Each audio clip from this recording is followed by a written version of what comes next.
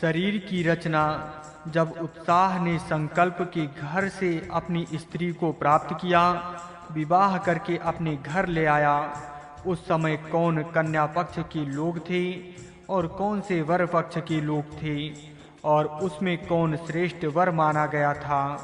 बड़े महासागर के अंदर तप और कर्म, ये दो पक्ष, ये ही कन्या पक्ष के और वर पक्ष के लोग थे, और उस समय ब्रह्म ही सब में श्रेष्ठ वर था।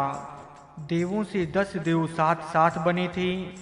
जो विश्व सह से उनको प्रत्यक्ष जानता है, वही निश्चय से आज ही महत्व ब्रह्म का ज्ञान कह सकता है। प्राण, अपान, चक्षु, श्रोत्र, अभौतिक और भौतिक शक्ति, व्यान, उदान और वाणी तथा मन, यही निश्चय संकल्प शक्ति को धारण करते हैं। ऋतु धाता बृहस्पति, इंद्र, अग्नि, अश्वनी ये देव नहीं बने हैं। ये तब वे किस श्रेष्ठ ब्रह्म की उपासना करते थे। तप और कर्म बड़े संसार सागर में थे। कर्म से तप उत्पन्न हुआ, वे सब उसमें श्रेष्ठ की उपासना करते थे।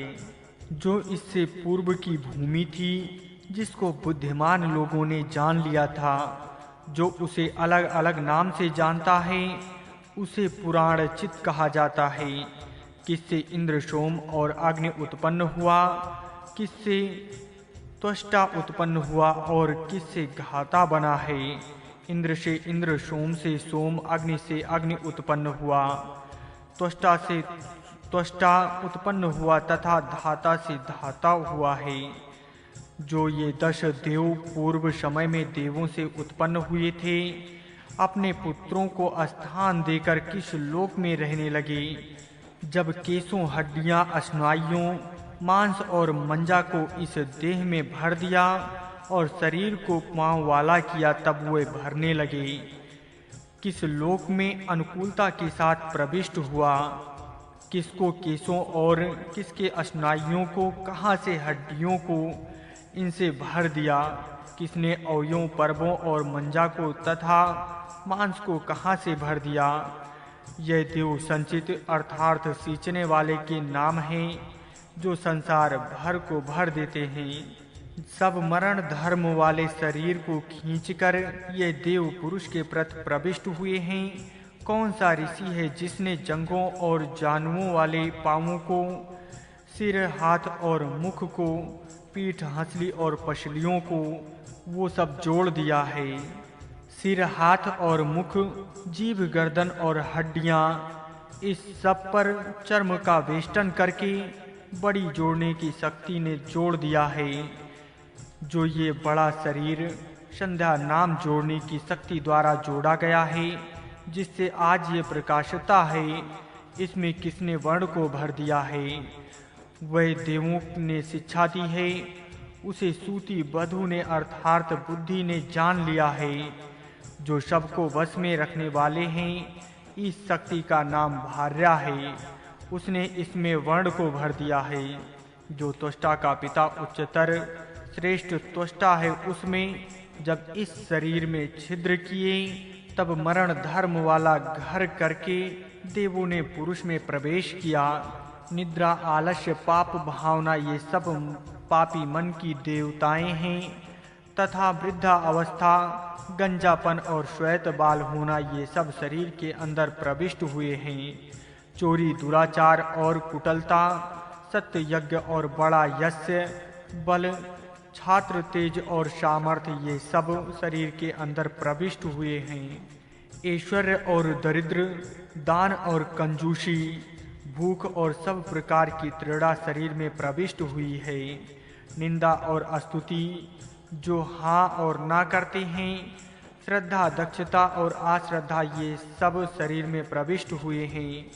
विद्या और अविद्याएं, जो अन्न उपदेश करने योग्य हैं, वो ऋग्वेद, सामवेद, यजुर्वेद और ब्रह्मवेद शरीर में प्रविष्ट हुए हैं।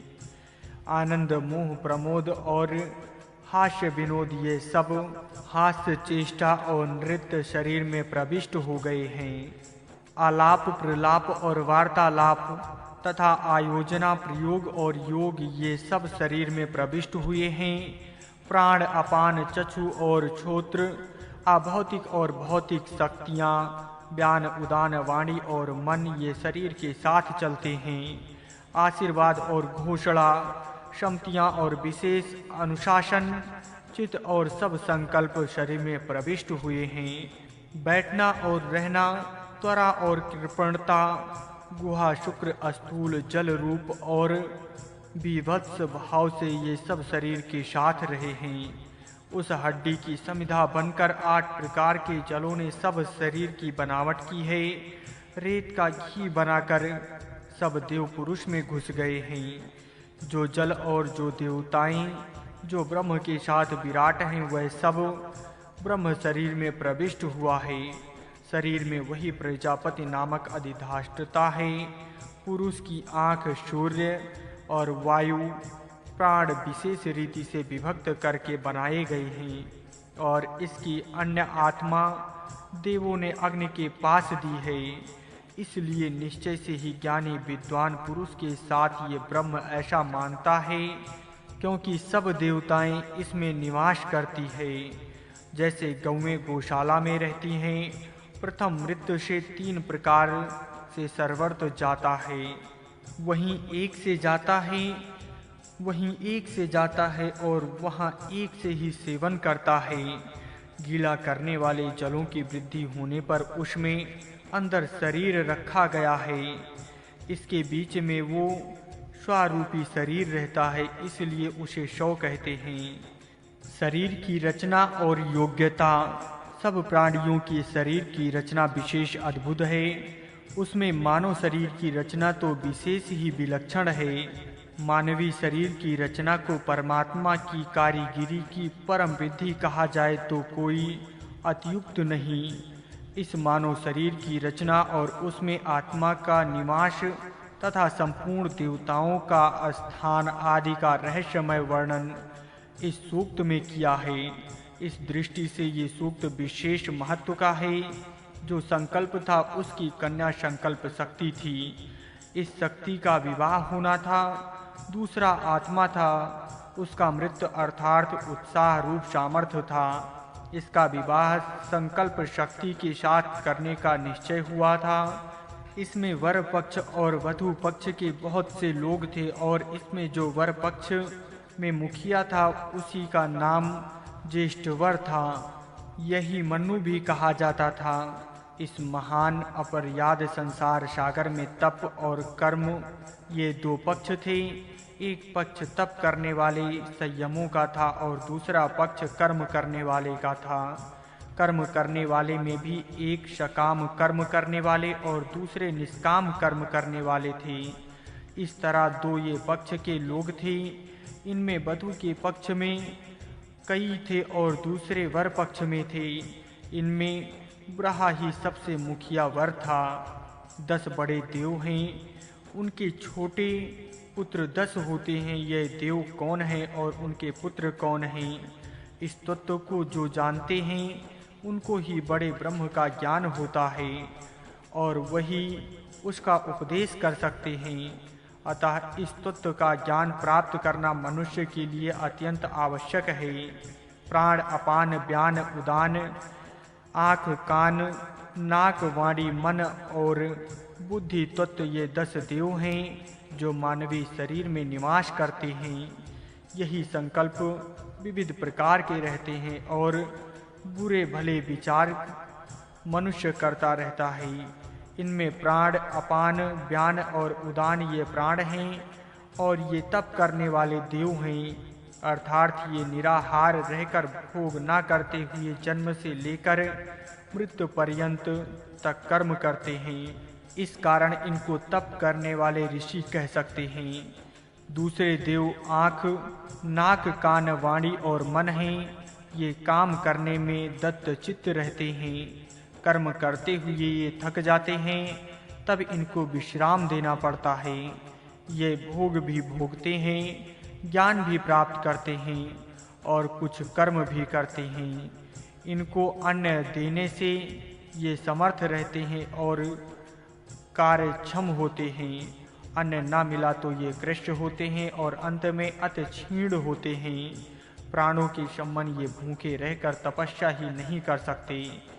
आँख नाक आदि को विश्राम चाहिए, निद्रा चाहिए और भोग भी चाहिए। यहाँ संकल्प शक्ति नामक एक देव शक्ति है जिसका विवाह होना है। इस वधू पक्ष के साथ ये आँख नाक कान आदि भोग विलासी लोग हैं और वर पक्ष के साथ प्राण अपान आदि तपस्वी लोग हैं। इस तरह विवाह करने के लिए इस शरीर रूपी मंडप में ये इकट्ठे हुए हैं और यहाँ ये बड़ी धूमधाम से विवाह संस्कार होना है। सूर्य चंद्र वायु आदि 10 बड़े देव इस विश्व में हैं। इनकी शक्ति बड़ी भारी है। इन बड़े देवों से अंश रूप छोटे देव आँख मन प्राण आदि बने हैं और इस शरीर में आकर बसे हैं। इनमें कई वधू पक्ष वाले और वर पक्ष वाले हैं। दोनों का यहाँ मेल हुआ है। इसी का नाम विवाह का मंगल कार्य है। ऋतु धाता बृहस्पति इंद्र अग्नि अश्वनी ये देव अपने ही स्थान में जब रहते थे और जब इनके छोटे अंश यहाँ विविध रूप में नहीं उतरे थे तब वे कहाँ रहते थे, अर्थात किस श्रेष्ठ देव के साथ रहते थे। इसी श्रेष्ठ देवता का नाम ज्येष्ठ ब्रह्मा है। इस ज्येष्ठ ब्रह्म के साथ ये सब देव रहते थे।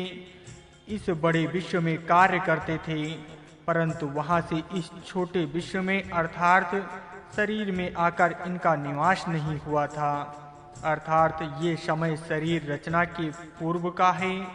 शरीर रचना के समय सब देवताओं के अंश यहाँ इस पिंड देह में उतरे और निवास करने लगे। कई अपना तप करते रहे हैं और कई अपने कर्म में लगे हैं। इस तरह यहाँ का संसार चलने लगा है।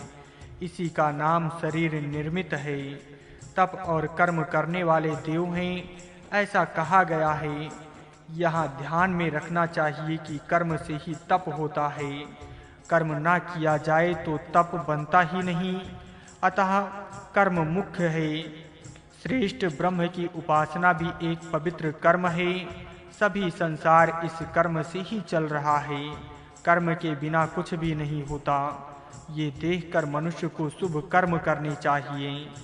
इस शरीर की रचना होने के पूर्व एक विस्तृत भूमि थी। इसका नाम प्रकृति की भूमि है। इसी भूमि पर इस शरीर की रचना होती है और इस रचना के करने के लिए ये 10 देव अंश रूप से यहाँ आते हैं और शरीर की निर्मित करते हैं। इस स्थान आदि के नाम तथा उसके धर्म जो जनता है उसको पुराणविद कहते हैं। जो पहले थे और जो फिर नया बनता है उसको पुराण कहते हैं। इसको यथाशास्त्र जानना चाहिए। जो ये देव इस पिंड शरीर में आकर बसे हैं वे कहाँ से आए हैं, मूल देव कहाँ थे और ये कहाँ से यहाँ आए और किस स्थान पर आकर बसे, इसकी खोज करनी चाहिए। इंद्र सोम अग्नि त्वष्टा धाता इन बड़े देवों से छोटे अंश रूप देव उत्पन्न हो गए। इनके भी यही नाम है। जो पिता का नाम है वही पुत्र का होता है, क्योंकि नाम किसी न किसी गुण का बोधक होता है और पिता का ही गुण पुत्र में आता है। इसलिए पिता का नाम पुत्र को दिया जाता है। अतः यहाँ इंद्र से इंद्र ही हुआ ऐसा कहा है। इनमें से एक इंद्र विश्व आत्मा के विश्व रूपी देह में रहने वाला है और दूसरा उसका पुत्र रूपी इंद्र पिंड देह में रहने वाला है। इसी तरह अन्य देवों के विषय में समझना चाहिए। ये देव 10 हैं और प्रत्येक बड़े देव का एक अंश रूप पुत्र है। इस तरह बड़े 10 देवों के 10 पुत्र इस पिंड देह में आकर बसे हैं। पिंड देह में ये 10 देव 10 स्थानों में रहे हैं। इन 10 देवों ने अपने 10 पुत्रों का निर्माण किया और उनको इस पिंड देह में यथा योग स्थान दिया और वे अपने मूल स्थान में जाकर रहे। विश्व में बड़ा सूर्य है, उसी का अंश रूप पुत्र नेत्र इंद्रियां उसे नेत्र के स्थान में रखकर सूर्य देव अपने धूर्लोक के स्थान में ही विराजता है। इसी तरह अनन्यान देवों के विषय में समझना चाहिए। हर एक देवता के नाम का उच्चार करके यहाँ बारंबार वही बात लिखने की कोई आवश्यकता नहीं है। जो देवों के अंश अवतार की कल्पना पुराण तत्व में आया है वो यही है। हर एक देव का अंश रूप अवतार मानव देह में हुआ है। इस अंश रूप देव को ही अवतार कहा जाता है। बड़े देव का एक छोटा सा अंश यहाँ उतरा है और इस प्रयत्नशील देह का तारण करने के लिए यहाँ रहा है। जब ये अंशा अवतार यहाँ से चले जाते हैं तब इस देह का पतन होता है। फिर ये देह उठता नहीं, जलाया जाता है अथवा त्याग दिया जाता है। देवों से पावन होने की अवस्था में ये देह पवित्र माना जाता है। देवों के आभाव होने के समय इसे कोई छूता भी नहीं। जब इस शरीर में विविध देवों ने आकर यहाँ केश, हड्डियां, अश्न, आयु, मांस, मंजा आदि भर दिया और शरीर को हस्तापाद आदि अवयों से युक्त किया, तब वे देव कहाँ गए? अर्थात देव अपना कार्य करने के पश्चात वे यहाँ रहे अथवा यहाँ से चले गए।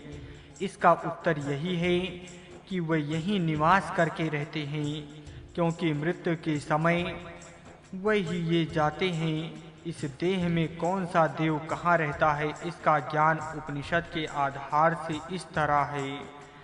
विश्व के देव शरीर में देवतांश, पर ब्रह्म, जीव आत्मा, सूर्य, नेत्र, भूमि, नाक, आपाह, जिह्वा, अग्नि, वाणी, दिशा, कान, वायु, रुद्र, प्राण, त्वचा, औषध, वनस्पति, केश, लोहनी, रक्त, रुधिर, ध्वा, मस्तक, आंतरिक्ष, नाभि, उदर, पेट, छाती, पृथ्वी, पाय, पर्वत, पर्व, मृत्यु, आपाह, वीर्य, अश्वनी, श्वास, उच्छ्वास। इस तरह अनेक देवों के अंश यहाँ शरीर में आकर बसे हैं। यही देवताओं के अंश के अवतार हैं। इसका वर्णन उपनिषद में विस्तार से किया है। विशेषता ऐतरेय उपनिषद में ये वर्णन अधिक स्पष्ट है। केश, अश्न, आयु, हड्डी, मंजा, पर्व, जोड़, मांस कहाँ से, किसमें और किस तरह भर दिए गए, ऐसा प्रश्न पूछा गया है। पूर्वोक्त कोष्ठक के देखने से इसका उत्तर मिल सकता है। इन देवताओं का नाम संचित है। साम्यक सिंचन करने वाले, सींचने वाले अर्थात अपना स्थान संजीव करने वाले, जीवनमय करने वाले ये देव हैं। इन सब देवों ने सब मरण धर्म वाले अंगों को अथवा देह को जीवन धर्म से युक्त किया है। इसी कार्य के लिए ये सब देव मानव देह में आधार बसे हैं। इस शरीर में आकर अपने अपने स्थान में रहे। किस ऋषि ने उर, पांव, जातु, सिर, हाथ, मुख, पीठ, हंसली, पसलियां, जिह्वा, गर्दन, गर्दन की हड्डियां, त्वचा ये सब भाग बनाए और जोड़ दिए। अनन्यान देवों ने अपने अपने कार्य किए, अपने अपने अवयव बना दिए। और संधा नामक देवता है जिसने इनको जोड़ दिया और जिस जोड़ ने ये शरीर अखंड एक जैसा बन गया है। इसमें रंग, शोभा और कांति भरने वाली भी एक देवता है। ये सब देव सम्मिलित हुए इन देवों का यहाँ सम्मेलन हुआ। ये बात एक सती देवी ने जान ली। यही सती देवी सब अवयवों को अपने वश में रखने वाले आत्मदेव की भार्या है। यही भार्या यहाँ की कांति, शोभा और रमणीयता रखने वाली है। इसी वधू और वर की शादी होने का वर्णन इस सूतक के पहले 2 मंत्र में है। ये सब देव बड़े कारीगर हैं, अतः त्वष्टा नाम कारीगर देवता का होता है। जो छोटे अंश रूप देव इस शरीर की कारीगरी करने के लिए यहाँ आए होते हैं, उनमें जो सबका अधिष्ठाता देव होता है उसको सब कारीगरों का कारीगर होने से त्वष्टा कहते हैं। इसका पिता परमात्मा सब देवों का देव, सब कारीगरों का कारीगर सर्वोपरि विराजमान है। वो भी बड़ा त्वष्टा ही है। उससे शक्ति पाकर जब छोटे कारीगर इस शरीर में सुराख करते हैं, तब एक एक सुराख से एक एक देव शरीर में प्रवेश करता है और अपने अपने स्थान में विराजता है। इस मृत घर की सुयोग रचना करके सब देव मनुष्य के देह में घूमकर अपने स्थान में रहते हैं। ये घर वास्तविक मरने वाला है, परंतु यहाँ देवों की अमर शक्तियाँ रहने के कारण यहाँ मरने वाला देह अमर सा बना है। जब देह यहाँ का यज्ञ समाप्त करके चले जाते हैं, उस समय ये देह मर जाता है। देवों की अमर शक्ति इस तरह अनुभव में आती है।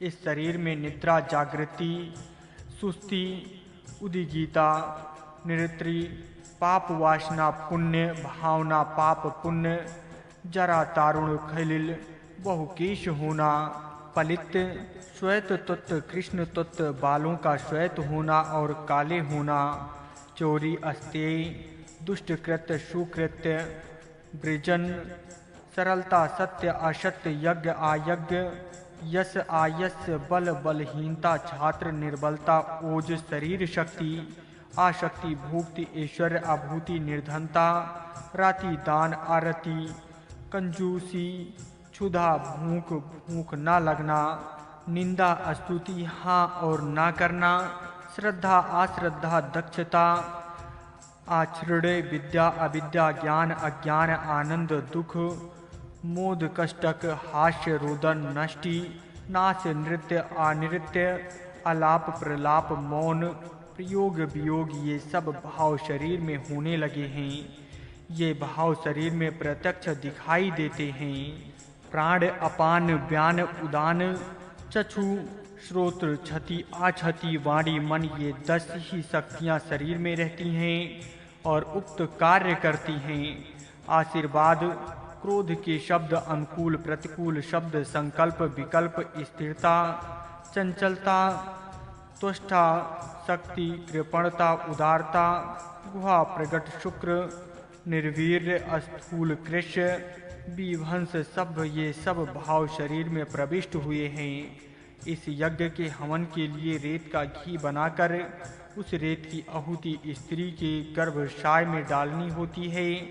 उस रेत के साथ सब देव शरीर में घूम जाते हैं।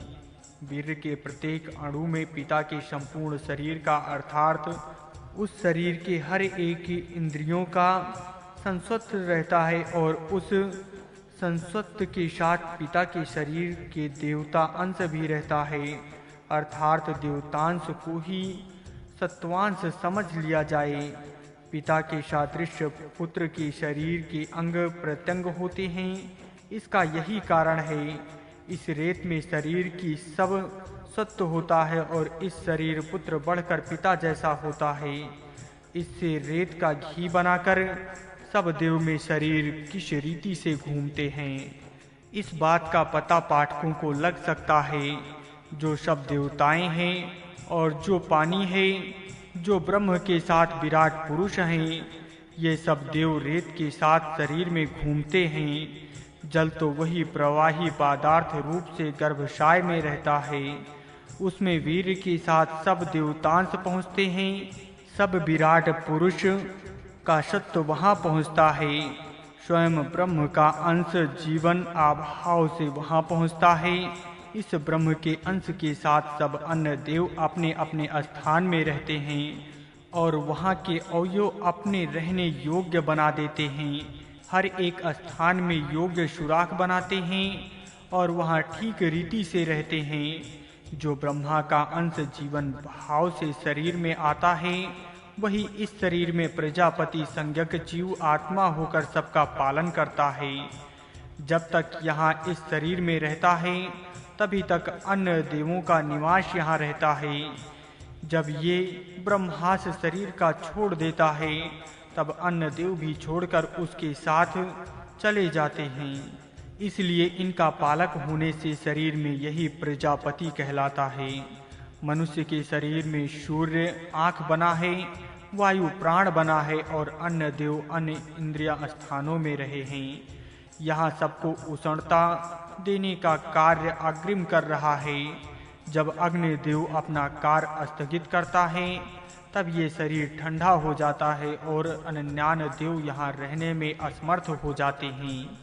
जैसे गौएं गौशाला में यथाक्रम रहती हैं, उसी तरह सब देवताएं इस शरीर में यथाक्रम रहती हैं। जहाँ जिस देवता ने रहना योग्य है वहीं वो देवता रहती है। ये सब देवताएं मानो गौएं हैं और ये सब गौएं इस शरीर रूपी गौशाला में रहती हैं। इन सब देवता रूपी गौओं का एक ग्वालिया है, उसका नाम आत्मा है, जो ब्रह्म का अंश यहाँ रह रहा है। इसका चित्र इस तरह हो सकता है। ब्रह्म, इंद्र, वरुण, सूर्य, वायु, अग्नि आदि सब देव, बड़ी गौशाला, विश्व विराट, इस तरह ये गौशाला का वर्णन है। यहाँ गौशाला अपना शरीर ही है। इसमें सब इंद्रियों के स्थान के देव गोरूपी हैं और उनका अधिष्ठाता आत्मा, उनका ग्वालिया गोपाल भगवान हैं। वही अंश रूप से यहाँ आया है और इसका तारण कर रहा है। इसी कारण इस पुरुष को ये ब्रह्म है ऐसा कहते हैं, क्योंकि सब देवताएं इनके अधीन रहती हैं। यहाँ गौओं और गोपाल का विचार पाठक मनन पूर्वक देख सकते हैं। इस पुरुष में 3 भाग है। एक भाग से यहाँ के पार्थिविक भोग भोगे जाते हैं, दूसरे भाग से दिव्य सुख प्राप्त किया जाता है और तीसरे भाग से दोनों का संबंध जोड़ा जाता है। ये 3 भाग स्थूल सूक्ष्म कारण नाम से प्रसिद्ध हैं। जीवात्मा, देवांश, मन, आँख, प्राण, वाणी आदि देवों के अंश छोटी गौशाला देह हैं। जब गर्भाशय में वीर बिंदु चला जाता है तब वहाँ रज में वो स्थिर होकर गर्भ बढ़ने लगता है। वहाँ बुद्धा अवस्था होने से जल में शव तैरने के समान वहाँ गर्भ बढ़ने लगता है। उसके चारों ओर एक प्रकार का जल रहता है। इस जल से उसकी रक्षा होती है। इस जल में ये रहने के कारण ही इसको सौ अथवा उदक के स्वरूप कहा जाता है। इस तरह ये शरीर रचना देवों का विलक्षण कार्य है। ये अद्भुत रचना है, ये आश्चर्यमयी घटना है। यही देवों का मंदिर है और यही सप्त ऋषियों का आश्रम है। हर एक मनुष्य को यहाँ प्राप्त हुआ है। इसको अपनी तपस्या से उन्नत करे और साधक अपना जीवन सफल करे। युद्ध की तैयारी। हे शत्रु नाश करने वाले, जो सब हुए हैं, जो बाण हैं, जो वीरण शास्त्रधारियों के पराक्रम हैं, तथा तलवार, फरसों और आयुधों को, तथा जो हृदय में संकल्प है, उस सब को तू शत्रुओं की भांति दिखाने के लिए तैयार कर और बड़े बड़े स्फोटक अस्त्र शत्रुओं को दिखा। हे मित्रों और हे देवजनों, तुम उठो, तैयार हो जाओ। हे शत्रु के नाश करने वाले, जो हमारे मित्र हैं, उनको तुम ध्यान में रखो और तुम्हारे सब सैनिक देखे हुए और सुरक्षित हों। हे शत्रु विनाशक, उठो, युद्ध आरंभ करो। धड़ पकड़ करके शत्रुओं की सेना को घेर लो। जो दुर्बुद्धि नामक सेना अध्यक्ष है और जो न्याय बुद्धि नामक सेना का मुखिया है, जिन्होंने अंतरिक्ष घेरा हुआ है, ये बड़ी पृथ्वी भी व्याप्त हुई है। उन्हें इंद्र और मेदी के द्वारा सेना से शत्रु को जीत लिया, अतः उसके पश्चात मैं जाता हूँ। हे देवजन, शत्रु वंधाशक, तू सेना के साथ उठ, शत्रुओं की सेना को अपनी पकड़ों से घेर करके नष्ट कर। हे शत्रु विध्वंसक, स्फोटक अस्त्रों के 7 प्रकारों को देखकर घृत की आहुति देते हुए उन सबको साथ लेकर अपनी सेना के साथ तू उठ। हे शत्रुनाशक वीर, तेरे आक्रमण में शत्रु के वीर मरने पर उसकी स्त्री बालों को खोलकर आभूषण रहित कानों से, आंसुओं से भरे हुए मुख से छाती पीटती हुई क्रोशित बड़ा आक्रोश करे। हे शत्रुनाशक वीर, तेरे आक्रमण होने पर हाथ पैर घिसती हुई, मन से पुत्र की कामना रखने वाली पति, भाई और अपने बांधवों का हित चाहने वाली शत्रु की पत्नी खूब रोवे। हे शत्रुनाशक, तेरे द्वारा शत्रु पर आक्रमण होने पर भयानक बड़े मांस खाने वाले पक्षी, गीद, शने आदि पक्षी, कौवे और शकुनी पक्षी शत्रु की मृत सेना का मांस खाकर तृप्त हों, ये तू देखता रहे। हे शत्रु घातक वीर, तेरे द्वारा शत्रु पर आक्रमण होने पर शत्रु के पुरुषों के मुर्दे पर जब जानवर, मक्खियां और कीड़े सब तृप्त हो जाएं, हे शत्रु घातक वीरों, तेरे शत्रु पर आक्रमण होने पर और देखकर हमला करें, शत्रु के प्राणों को पकड़ो और बड़ा हमला करो, उससे शत्रुओं में बड़ा कोलाहल मच जावे। हे शत्रु घातक वीरों, शत्रुओं को भयभीत करो, शत्रु भय से भागने लग जाएं, शत्रु भयभीत हों, बड़े पकड़ वाले बहुओं से फेंकने वाले योग्य शास्त्रों से शत्रुओं को मार। हे शत्रु घातक वीर, तेरे आक्रमण होने पर इनकी बहुएं शिथिल हो जावें, जो हृदय के संकल्प हों निसत्व बने, इन शत्रुओं में से कोई भी ना बचे। हे शत्रुनाशक वीर, तेरे आक्रमण होने पर शत्रु के वीर पुरुष मरने की उनकी स्त्रियां छाती पीटती हुई, जंघाओं को सादंडती हुई, तेल ना लगाकर बालों को समेटती हुई रोती रहें। हे शत्रुनाशक वीर, कुत्तों के साथ लेकर चलने वाला स्त्रियां और बर्तन के अंदर चाटने वाली हिंसक स्वभाव वाले दुष्ट वाली कुतियां, ये सब तू शत्रुओं को दिखाने के लिए तैयार कर और स्फोटक अस्त्र भी दिखा। आकाश में घूमने वाली छोटी और छोटे स्थान रहने वाली हिंसक पक्षी को दिखा, जो छिपकर रखे हुए स्फोटक अस्त्र हैं, उनको प्रयोग कर। गंधर्व, अप्सरा, सर्प, राक्षस और इतर लोग हैं तथा जो चादर ढूंढने वाले, काले दांतों वाले, घोड़े के समान अंडे वाले और मुख से रक्त गिराने वाले, जो भयभीत होने वाले और डराने वाले हैं, उन सब को शत्रुओं को दिखा। हे आबुद्धे, तू इन शत्रुओं को सेना समूहों का कृपया मान कर जलशील वीर शत्रुओं को जीते और राजा और मित्र दोनों विजयी हों। हे आबुद्धे, शत्रु घेरा जाकर काटा हुआ मर जाए, अपनी सेना के साथ अग्नि जलावें और धूम की शिखाएं विजय करती हुई चलें। हे आबुद्धे, उस सेना से भगाए गए शत्रुओं के मुख्य वीरों को समर्थ वीर मार डाले, उनमें से कोई भी ना बचे।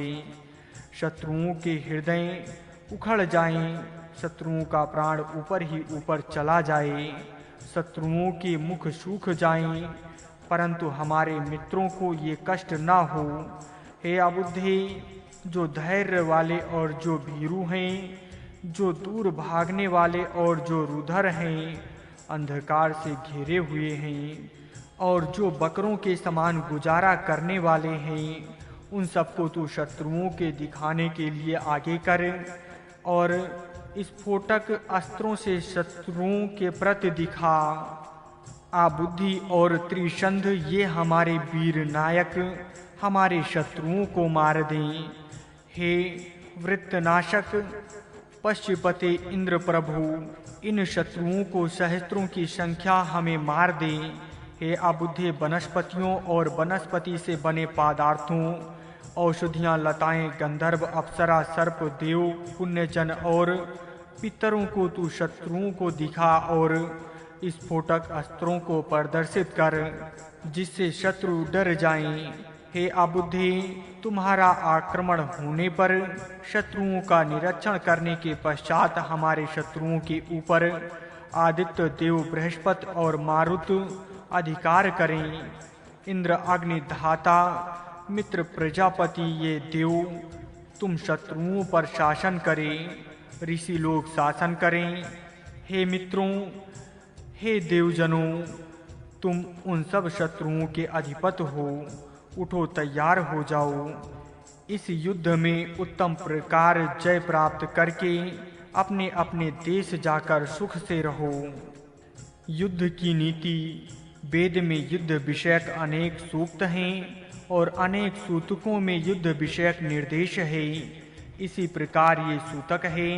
इसका देवता अर्बुद्ध है। अर्बुद्ध शब्द संख्यावाचक है।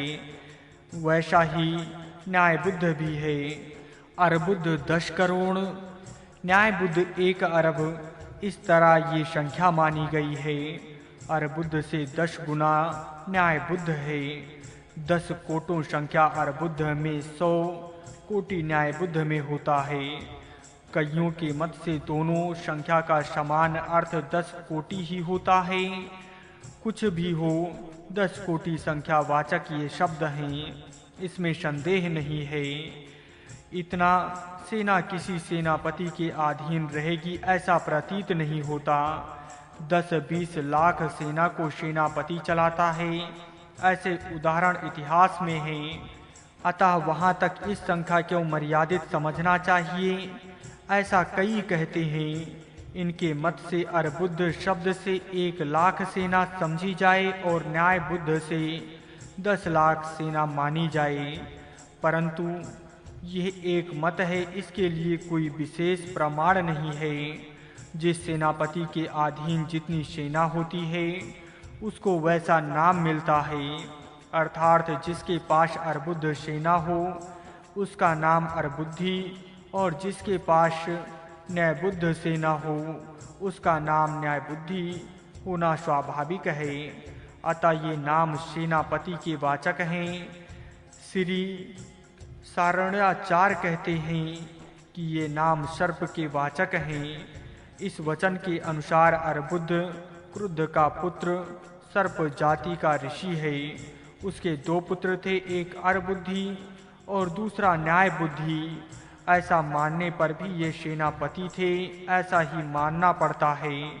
अर्थात अर्बुद्धि और न्यायबुद्धि ये नाम स्वपक्ष के सेनापतियों के हैं, इसमें संदेह नहीं हो। हमारे विचार से इन शब्दों के निश्चित अर्थों के विषय में अभी बहुत खोज की आवश्यकता है।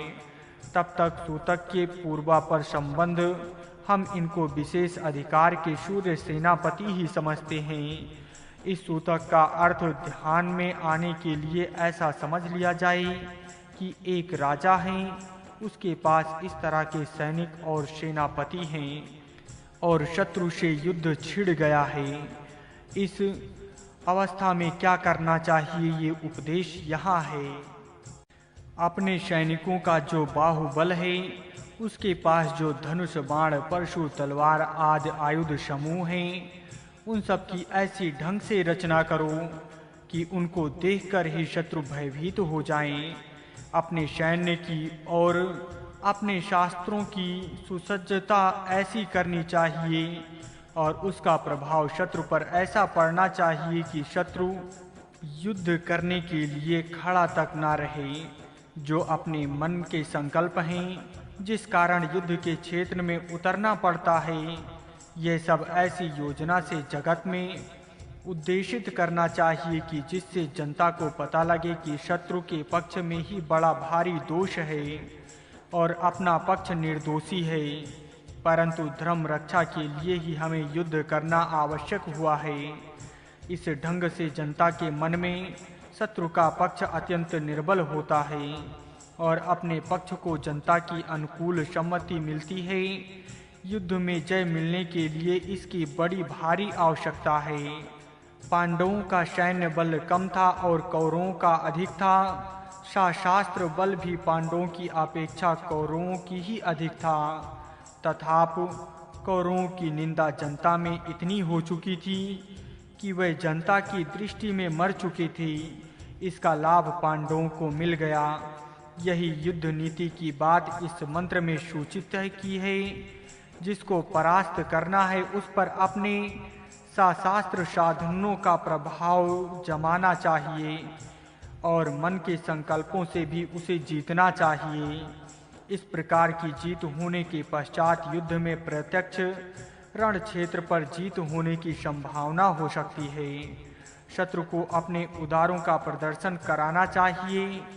उदार नामक वह अस्त्र हैं जो कि शत्रु पर दूर से फेंके जाते हैं और वह वहां गिरकर शत्रु का भयंकर नाश करते हैं।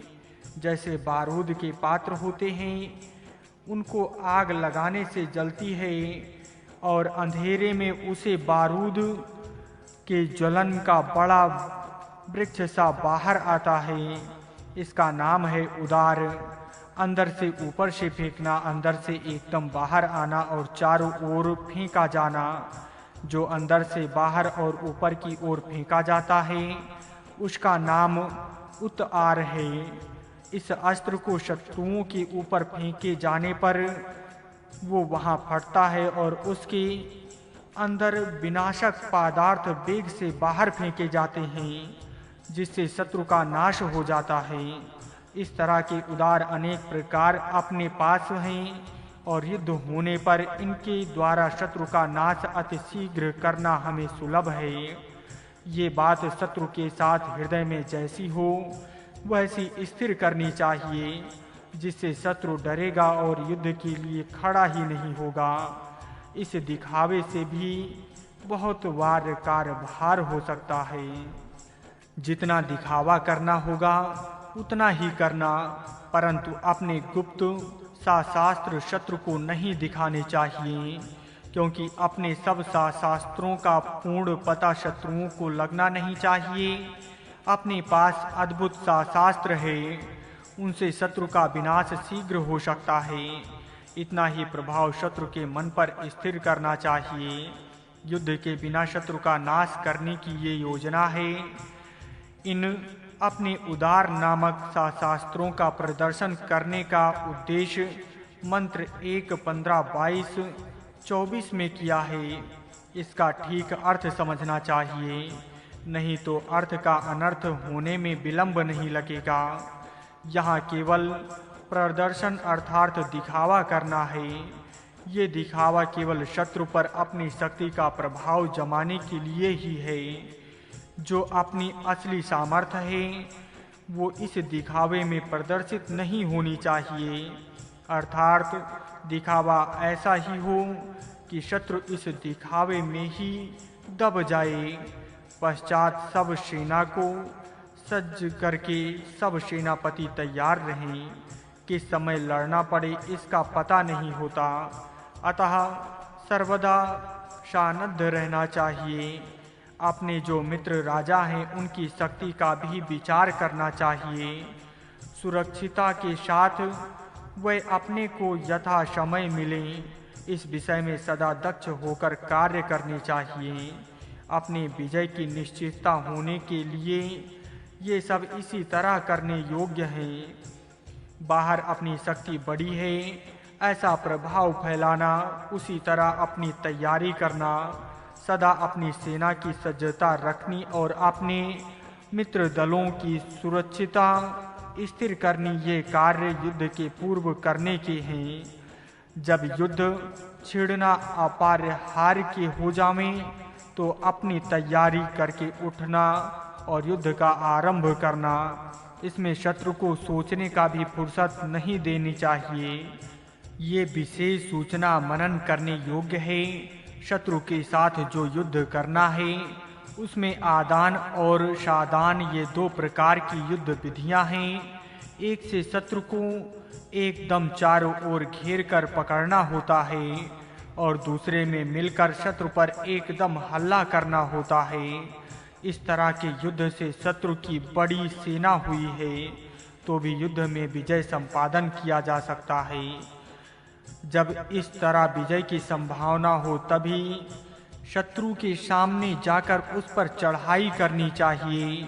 इस मंत्र के शब्दों का मनन करने से युद्ध की नीति का पता लग सकता है। एक बड़ा सेनापति है और दूसरा उसके नीचे कार्य करने वाला है। ये दोनों मिलकर पृथ्वी और आकाश में ऐसा पराक्रम करें कि वहां के शत्रु पूर्णता से उखड़ जाएं। पृथ्वी के ऊपर पैदल घुड़सवार और रथियों से युद्ध होगा, आकाश में विमानों से युद्ध होगा और पहाड़ों पर तथा पर्वत शिखरों पर तो पासों से युद्ध होगा। जहाँ जिसका युद्ध करना हो वहाँ उसका युद्ध अत्यंत कुशलता के साथ करके अपनी विजय और शत्रु की पराजय करनी चाहिए। इस तरह से विजय प्राप्त करने के पश्चात राजा अपनी सेना के साथ शत्रु से प्राप्त किए प्रदेश में प्रवेश करे। सेना से मैं राजा उस स्थान में प्रवेश करता हूँ। राजा ऐसा ही करे। पूर्ण विजय होने के पूर्व कभी शत्रु के प्रदेश में राजा प्रविष्ट न हो, क्योंकि राजा पर ही राष्ट्र का सौभाग्य अवलंबित होता है। यदि राजा असावधानी से शत्रु के प्रदेश में गया और वहां बंधन में फंस गया तो सब सेना का पराभव और राष्ट्र की मानहानि होना संभव है। इसलिए अपनी पूर्ण जय होने पर वो शत्रु प्रदेश अपनी अधिकार में पूर्णता से आ चुकने पर और कोई डर ना रहे, तभी राजा ने अपनी सुरक्षिता के लिए अपनी विश्वास रखने योग्य सेना अपने साथ लेकर उस विजित प्रदेश में प्रवेश करने चाहिए। राजा की सुरक्षिता पर ही सब कुछ अवलंबित है। यहाँ राजा का अर्थ मुख्य राज शासक समझना चाहिए। योग्य समय पर सेना का उत्थान करना, चढ़ाई की तैयारी करके उठना और शत्रु की सेना को ऐसा घेरना कि जैसा सांप या अजगर किसी से लिपट जाता है, और इस तरह शत्रु को घेर कर चिपट कर लपट कर मारना चाहिए। सेना को चारों ओर से घेरना, अपनी सेना इतनी अधिक रखनी कि जिससे शत्रु घिर जाए। अपने सेना रूपी सांप से शत्रु को वेष्टन करना और उसकी हलचल बंद करना, उसका अन्य जगत से संबंध तोड़ना और उसको हैरान करना। जो उदार नामक स्फोटक अस्त्र है वह 7 प्रकार के होते हैं। एक भूमि में गाड़ कर रखे जाने वाले, दूसरे पानी के अंदर रखे जाने वाले, तीसरे हाथ से फेंके जाने वाले, चौथे आकाश में जाकर फेंके जाने वाले, पांचवें बाण पर रखकर शत्रु पर फेंके जाने वाले, छठे नदी तालाब आदि छोटे जलाशयों में रखे जाने वाले और सातवें पहाड़ों पर काम देने वाले। ये 7 प्रकार के महाघात विस्फोटक उदार होते हैं। जहाँ ये रखे जाते हैं वहाँ शत्रु को घेर लिया जाता है और शत्रु वहाँ आया तो उनका विस्फोटक द्रोह फट जाता है। इनमें से उदार निकलते हैं और शत्रु को एकाएक छिन्न भिन्न कर देते हैं। इन 7 प्रकारों के उदारों को अपने पास लेकर अपनी सेना से शत्रु पर चढ़ाई करनी चाहिए।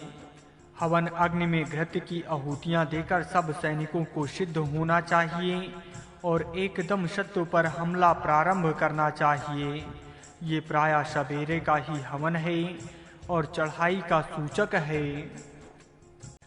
इस तरह सिद्ध होकर शत्रु पर हमला करने से शत्रु मारा जाएगा, परास्त होगा, भाग जाएगा, अथवा ऐसा नष्ट होगा कि उसके राज्य में स्त्रियों को रोकने और आक्रोश करने के सिवाय दूसरा कोई कार्य रहेगा ही नहीं। शत्रु की सेना के पुरुष मर जाएं और क्रूर जानवर उनके प्रेत खा जाएं। उनकी स्त्रियां छाती पीट पीट कर आक्रोश करें। शत्रु मारे जाएं और उनमें रोने पीटने का बड़ा कोलाहल मच जाए। ऐसा हमला किया जाए कि शत्रु भयभीत होकर भाग जाए अथवा पकड़ा और मारा तथा काटा जाए। शत्रु मोहित हो जाए और उनका कोई शेष न रहे। शत्रु को मुर्दे खाने वाले पशु पक्षी दिखते रहें, कुत्ते उनके मुर्दों को खाते रहें, हिंसक क्रूर श्रापद उनके स्थान में घूमते रहें। आकाश में दूर ऊपर अपनी सेना जाकर शत्रु पर हमला करे। निम्न स्थान में रहने वाली शत्रु सेना को ऊपर से मारा जाए।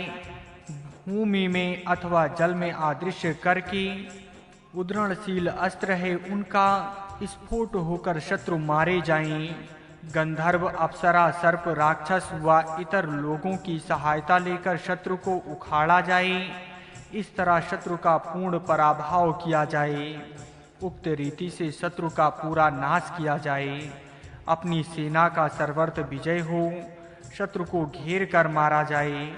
अपनी सेना के साथ अग्नि की ज्वालाएं और भूम की शिखाएं हो, अर्थात ऐसे अस्त्र हों कि जिनसे अग्नि की ज्वालाएं निकले और धुएं से शत्रु घेरा जाए। इस तरह शत्रु का नाश हो।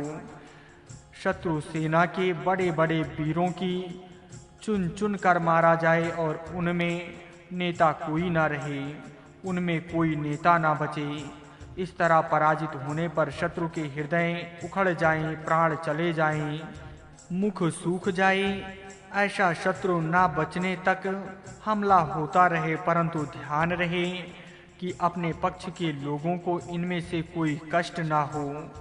धैर्यवान और वीर जो भी हों, जहाँ कहीं रहने वाले हों, इन सबको परास्त किया जाए। शत्रु सेना के हजारों वीर काटे जाएं। वनस्पति, औषधि, स्फोटक पदार्थ आदि हर एक प्रकार से शत्रु को परास्त किया जाए। हमारे अग्नि, सूर्य, धाता, प्रजापति आदि तथा हमारे ऋषि और हमारे वीर शत्रुओं पर अधिकार करें, अर्थात हमारी सभ्यता के अंदर शत्रु की सब जनता आभा आश्रय लेवें, अर्थात शत्रु पर हमारा केवल भौगोलिक साम्राज्य ही न हो, प्रत्युक्त हमारी आर्य सभ्यता का भी राज्य उन पर हो और वे पूर्णतः हमारी सभ्यता में आ जाएं। सब हमारे सैनिक इतनी विजय संपादन करके पश्चात अपने अपने स्थान में जाकर विश्राम करें। उनका शत्रुओं पर स्वामित्व बना रहे। ये आशय इस सूतक का है, आगे भी इसी प्रकार का सूतक है। अब वो देखिए। युद्ध की रीति। हे अपने जीवन पर उदार हुए वीर सैनिकों, अपनी ध्वजाओं के साथ उठो और तैयार हो जाओ। हे सर्पों और हे अन्य लोगों, हे राक्षसों, हमारे शत्रुओं पर चढ़ाई करो। हे त्रिशंधि ब्रजयुक्त वीर, लाल झंडों के साथ आप सब अधिकारियों का ये राज्य है, ऐसा ही मैं मानता हूँ। जो अंतरिक्ष में, जो दूरलोक में और जो पृथ्वी पर मनुष्य हैं, उनमें जो दुष्ट नाम वाले हैं, वह सब त्रिशंधि वीर के चित्त में रहे, अर्थात वो वीर उनका योग्य विचार करे। 3 संधियों वाले ब्रज के साथ लोहे के मुख वाले, सुई के समान नोक वाले, कठोर कंधे के समान मुख वाले, मांस खाने वाले और वायु के वेग से जान वाले बाण शत्रुओं पर जाकर गिरे। हे जातवेद आदित्य, तू शत्रु सेना के बहुत मुर्दे भूमि में गिरा दे। त्रिशंधि ब्रज धारण करने वाली ये सेना मेरे वश में उत्तम प्रकार से रहे। हे दिव्य जन शत्रुनाशक वीर, सेना के साथ उठ। तुम लोगों के लिए ये सत्य रूपी बलि लाया गया है। त्रिशंधि नामक ब्रज के लिए इस बलि की आहुति अत्यंत प्रिय है। श्वेत 5 वाला और 4 पांव वाली ये बाणों की पंक्ति शत्रु का नाश करे। हे विनाश करने वाले, त्रिशंधि नामक ब्रज धारण करने वाली सेना के साथ शत्रु के साथ करने के लिए तैयार हो। ध्रुव से आंख पीड़ित होकर शत्रु सेना गिर जाए, कानों में कलेश होकर शत्रु रोता रहे। त्रिशंधि की सेना जय होने पर लाल रंग के ध्वज खड़े हो जाएं, जो ध्रुवलोक और अंतरिक्ष लोक में संचार करते हैं। वह पक्षी इस ओर आ जाएं। हिस्त्र पशु मक्खियां शत्रु के मुर्दे खाने लग जाएं। कच्चा मांस खाने वाले गीध मुर्दों को खा जाएं। हे बृहस्पति, इंद्र और ब्रह्मा के द्वारा जिस संधि को किया था, उस इंद्र की संधि में मैं सब देवों को यहाँ बुलाता हूँ और कहता हूँ कि यहाँ जीत लो, वहाँ नहीं। अंगारिका बृहस्पति और ज्ञान से तीक्ष्ण हुए सब ऋषि अनुनाशक त्रिशंधि नामक ब्रज का दुर्लोक में आश्रय लेते रहे। जिसके द्वारा ये सूर्य सुरक्षित हुआ है और दूसरा इंद्र, ये दोनों सुरक्षित रहते हैं। उस त्रिशंधि नामक ब्रज की ओज और बल के लिए देवों ने शुभकृत्य किया है। अंगरक्षि बृहस्पति ने जिस असुर विनाशक ब्रज को सींच कर तैयार किया, उस ब्रज के स्वीकार ने सब देवों ने सब लोगों को जीत लिया। अंगरक्षि बृहस्पति ने जिस अनुशासक ब्रज को सींच कर तैयार किया, उस ब्रज के इस शत्रु सेना को नष्ट करता हूँ। हे बृहस्पति, सामर्थ्य से शत्रुओं का नाश करता हूँ। जो वपष्टकार से अन्न भक्षण करते हैं, वह सब देव शत्रु का अतिक्रमण करते हैं। हे देवों, इस आहुति को स्वीकार करो और यहाँ से शत्रु को जीत लो, वहाँ से नहीं। सब देवतागण शत्रु का अतिक्रमण करें। त्रिशंधि ब्रज को बलिदान प्रिय है, जिससे प्रारंभ में असुरों का पराभव किया था। उस बड़ी संधि की तुम सब मिलकर रक्षा करो। वायु शत्रुओं के बाणों के अग्रभागों को नष्ट करे। इंद्र इनकी बाहुओं को तोड़ दें। ये शत्रु बाण धनुषों पर लगाने के लिए सामर्थ न हों। सूर्य इनके अस्त्रों का नाश करें। चंद्रमा अप्राप्त शत्रु का मार्ग रोक देवें। यदि पूर्व देव अर्थात शत्रु रूप राक्षस यहाँ से दूर भाग गए हैं और उन्होंने ज्ञान के कवचों को तैयार किया है और शरीर के रक्षण और प्रमादी आदि का सब रक्षण करते हैं, और जो संगठन कर रहे हैं उस सब को नीरस बनाओ। हे त्रिशंधि, मांस भक्षकों को घेर कर मृत्यु के आगे रखकर सेना के साथ आगे बढ़े। शत्रुओं को जीत कर और उनको प्राप्त कर अर्थात अपने अधीन कर। हे त्रिशंधि, तू शत्रुओं को अंधकार से घेर। प्रादशा राज्य से प्रेरित हुए इन शत्रुओं में से किसी को भी मत छोड़। श्वेत पांव वाली सख्त शत्रुओं को इस सेना के ऊपर पड़े। हे दुर्बुद्धे, आज से ये शत्रुओं की सेनाएं मोहित हो जाएं। हे न्यायबुद्धे, शत्रु मूर्ख हो जाए। इनके मुखियों का पराभव कर वीर इनको इस सेना से जीत ले अथवा मार डाल। जो कवचधारी हैं और जो कवच ना धारण करने वाले शत्रु हैं और जो रथ में हैं, वह सब शत्रु जया के पास से और कवच के पास से तथा रथ के आघात से घायल होकर गिर जाएं।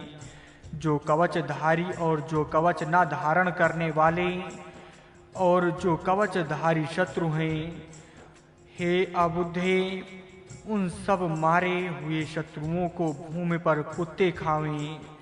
जो रथ वाले और जो रथहीन, जिनके पास घोड़े नहीं हैं और जो घोड़ों पर सवार हैं, उन सब मारे हुए शत्रुओं को गिद्ध, शैन आदि पक्षी खाएं।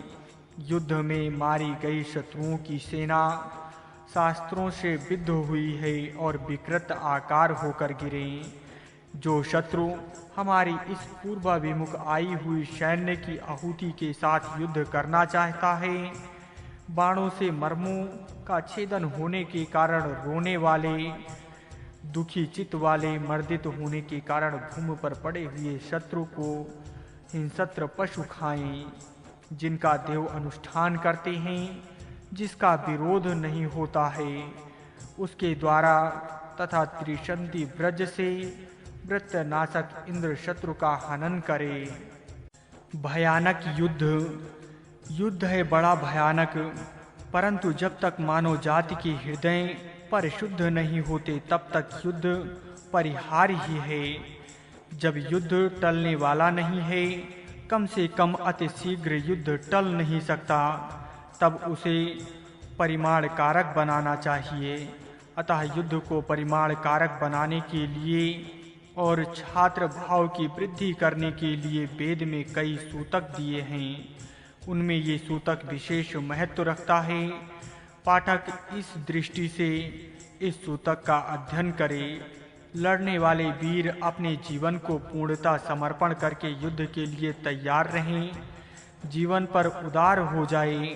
बिल्कुल अपने जीवन की चिंता न करें।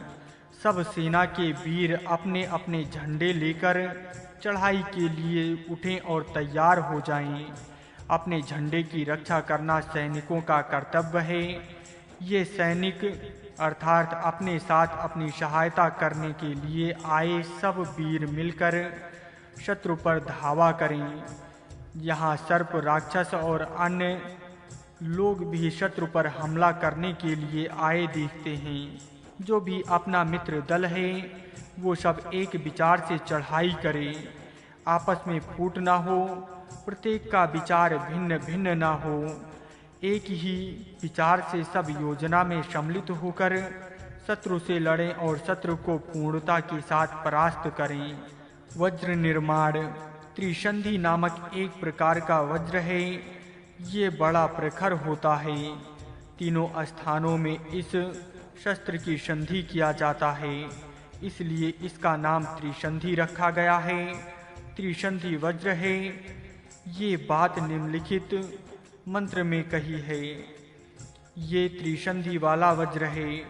इसमें 3 जोड़ होते हैं और वो पानी में सिंचित करके बनाया जाता है, अर्थात ये फौलाद का ही होना चाहिए जो तपाकर पानी में अथवा तैलाकर द्रव पदार्थों में भिगाकर बनाया जाता है।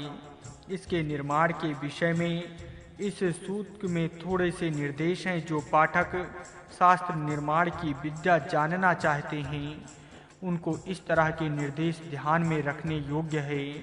लाल झंडे, अरुण रंग वाले झंडे लेकर तथा अपने वज्र साथ रखकर सब सैनिकों को तैयार होना चाहिए। इस रीति से सब सैन्य सज्ज होने पर राजा सैनिक को संबोधित करके ऐसा भाषण करे। हे शूर सैनिकों, आप सभी इस राज्य के सच्चे स्वामी हैं। आप ही इस राज्य के रक्षक हैं और आप ही इसके बढ़ाने वाले हैं। जो इस भूमंडल पर मनुष्य मात्र है उनमें जो दुष्चरित्र अथवा दुष्ट है, दुष्टता के साथ जिनका नाम प्रसिद्ध हुआ है, उनको दंड देना आप सब वीरों का कर्तव्य है। इस भूमंडल का राज्य निष्कंटक करने के लिए आप सुसज्जित हुए हैं। आपके हाथ में त्रिसंधि नामक बड़ा शक्तिशाली वज्र है। उसकी सहायता से आप हर एक शत्रु को जीत सकते हैं। अतः दुष्ट लोगों को दंड देना ये एकमात्र आपका कर्तव्य है। ये बात अपने चित्त में आप रखें और इसे कभी ना भूलें। जिस कारण आपका कर्तव्य दुष्टों को दंड देना है, उस कारण आपके हाथ में ऐसा कोई कर्म नहीं होना चाहिए कि जो दोष युक्त हो। इस कारण आपको अपना आचरण बारंबार देखना चाहिए। ऐसा भाषण करके राजा अपने सैनिकों को उत्साहित और सावधान करे। वाणों का स्वरूप त्रिसंधि वज्र के साथ वाणधारी सैनिक भी रहें। दोनों की चढ़ाई शत्रु पर एक साथ हो। वाण अनेक प्रकार के होते होंगे, परंतु तृतीय मंत्र में निम्नलिखित वाणों का उल्लेख है। अयोमुखा, जिनके अग्र भाग में फौलाद लगा है, जिससे वाण की नोक तीखी रह सकती है। नंबर 2, सूची मुखा, सुई के समान अग्र भाग वाले वाण। ये वाण शत्रु के शरीर पर शीघ्रता से घुस सकते हैं।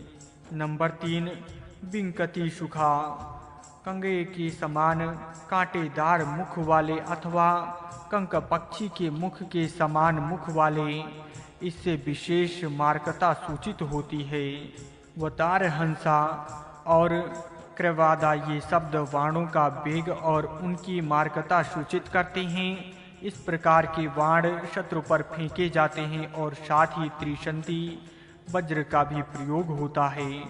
त्रिसंधि वज्र का प्रयोग करने वाली सेना जिसके पास रहेगी वो शत्रु को जीतने में निसंदेह सामर्थ्य होगा, क्योंकि इस सेना के वीर अपने जीवन का बलिदान करने के लिए तैयार रहते हैं और युद्ध साधन भी उनके पास सर्वोत्तम रहते हैं।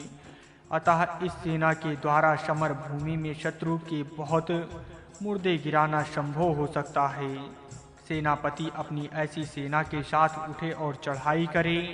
युद्ध में अपनी जीवन की आहुति देने वाले सैनिक चाहिए, अन्यथा त्रिशंधि वज्र का समाधान नहीं होता।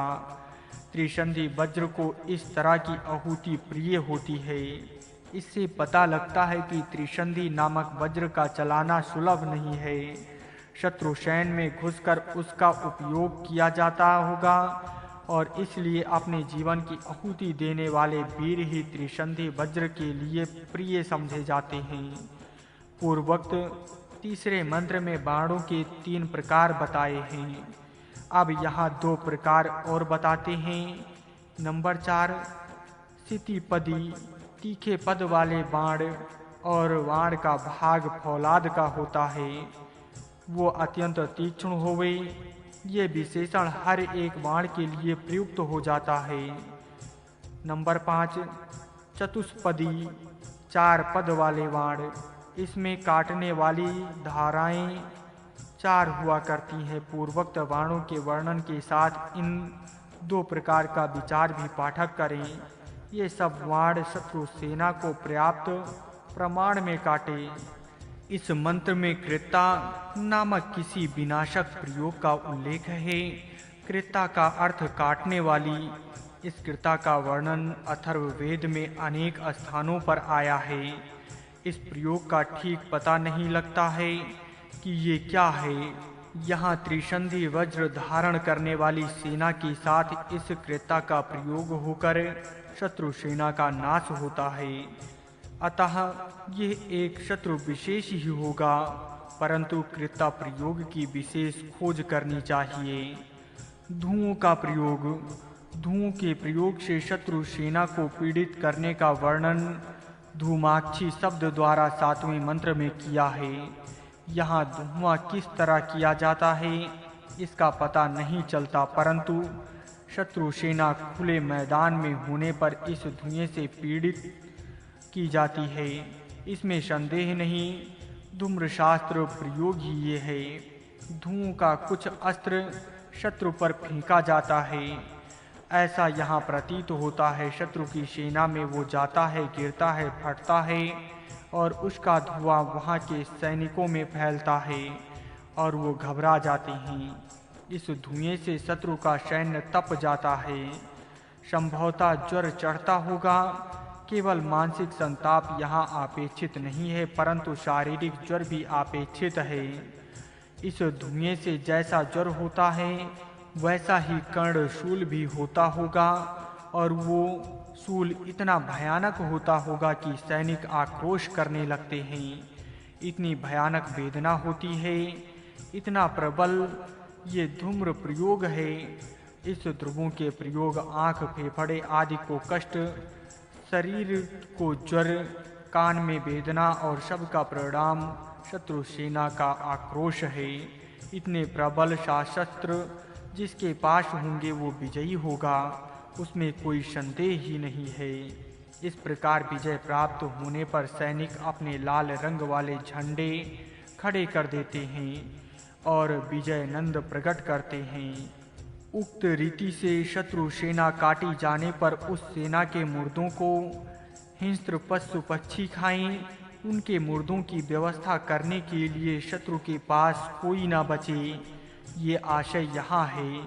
इसका आशय यही है कि शत्रु का इतना पराभव हो, संधि किए हुए मित्र राजाओं के सैनिक इकट्ठे हो जाएं और निश्चित किए मार्ग से शत्रु पर आक्रमण करके शत्रु को परास्त करें। शत्रु सेना का नाश करने के लिए त्रिशंधि वज्र का प्रयोग किया करें। त्रिशंधि वज्र जैसे सैनिकों में विलक्षण सामर्थ्य उत्पन्न होता है। देव भी इसी वज्र का आश्रय करते हैं, फिर मनुष्य उसका आश्रय क्यों ना करे। शत्रुनाशक इस वज्र से देवों ने सब लोगों को जीत लिया था, अतः उस वज्र का प्रयोग मनुष्य करे और विजय प्राप्त करे। इन मंत्रों में इतना ही कहा है कि इस त्रिशंधि नामक वज्र का प्रयोग देव भी करते हैं। इससे सूचित होता है कि मानव इसका प्रयोग किया करें। शत्रु की सेना के बाणों की धारा खराब करना, उनके शास्त्र निकम्म बनाना, उनके बाहुओं को काटना अथवा ऐसे आशक्त बनाना कि वे बाण न चला सकें। उनके अशास्त्रों को निकम्मा बनाना, उनका मार्ग अशुद्ध करना, इस तरह शत्रु का कार्य असफल करना चाहिए। शत्रु के कवच तोड़ने या फाड़ने, उसके किले अथवा इसी प्रकार के संरक्षण साधन सामर्थ्यहीन बनाने और उनकी सब योजनाएं असफल करके उनको जीतना चाहिए। शत्रु सेना के सामने मृत्यु ही खड़ा रहे, हिंसक शास्त्रों का आघात उन पर होता रहे। इस तरह अपनी सेना का हमला शत्रु पर करना चाहिए और शत्रु को परास्त करना चाहिए। तम शास्त्र का प्रयोग 19वें मंत्र में भी शत्रु पर अधिकार का प्रयोग करने की सूचना है। ये भी ध्रुवों का ही प्रयोग होगा, जिससे अंधेरे में गिरने के समान शत्रु को कुछ भी दिखता नहीं होगा। ये चढ़ाई ऐसी भयानक है कि इससे शत्रु का कोई वीर बचता ही नहीं। सम्मोहन शास्त्र का प्रयोग आगे 20वें मंत्र में सम्मोहन करने का उल्लेख है। शत्रु सेना सबकी सब मोहित हो जाएं, उसको कुछ भी ना सूझे। यहाँ कुछ शक्ति शत्रु पर फेंकनी है, जिसके शत्रु सेना में गिरने से शत्रु सेना की मति मोहित हो जाती है। जब सब सैनिकों के चित्त भ्रांत हो जाएंगे, तब उनके पास जाकर उनको कोई काटे, कोई मोहित होकर मूर्ख बन जाए, उनको कर्तव्य करने की बुद्धि ना रहे। इस तरह मोहित होने पर उनके वीरों को काटा जावे, क्योंकि मोहित अवस्था में कोई उनके पास पहुंचा तो उनको कोई भी भय नहीं हो सकता। परंतु ये सब शीघ्रता के साथ करना चाहिए, क्योंकि मोहन शास्त्र का परिमाण कुछ समय तक ही रहता है। अतः उतनी ही देरी में अपना कार्य समाप्त करना चाहिए। शत्रु कवचधारी हो अथवा बिना कवच धारण करके आया हो, उसको पासों से बांधकर नाश करना चाहिए। इस तरह नाश हुई शत्रु की सेना भूमि पर गिर जाए और उन मुर्दों को कुत्ते खा जाएं। रथी, पदाती तथा अन्य प्रकार की शत्रु सेना भी इसी तरह नष्ट हो जाए। युद्ध ऐसा करना चाहिए कि जिससे एक भी शत्रु ना बचे। शत्रु को निशेष पराजित करना अथवा काट डालना चाहिए, क्योंकि शत्रु थोड़ा सा भी अवशिष्ट रहा तो फिर वो उठता और कष्ट देता रहेगा। अतः युद्ध में उसका पूरा नाश करना चाहिए। शत्रु का पूर्ण पराजय होवे, बाणों से शत्रु के मर्म को काटा जाए, वो भ्रांत चित्त होने और रोने के सिवा उसे दूसरा कुछ भी ना सूझे। त्रिसंधि वज्र ही बड़ा भारी प्रभावशाली शत्रुनाशक शास्त्र है।